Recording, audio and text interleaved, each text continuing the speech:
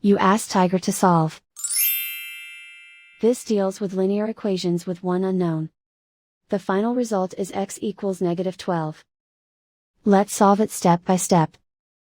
Simplify the expression. Break up the fraction. Find the greatest common factor of the numerator and denominator. Factor out and cancel the greatest common factor. Group all x terms on the left side of the equation. Subtract 4x/3 from both sides. Group like terms. Group the coefficients. Find the lowest common denominator.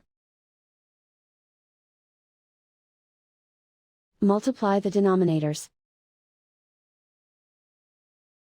Multiply the numerators. Combine the fractions. Combine the numerators. Combine the fractions. Combine the numerators. Reduce the zero numerator. Simplify the arithmetic.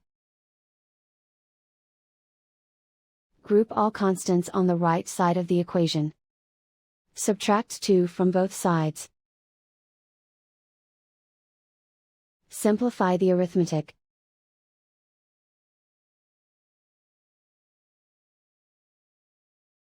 Isolate the x. Multiply both sides by inverse fraction 6/1. Group like terms.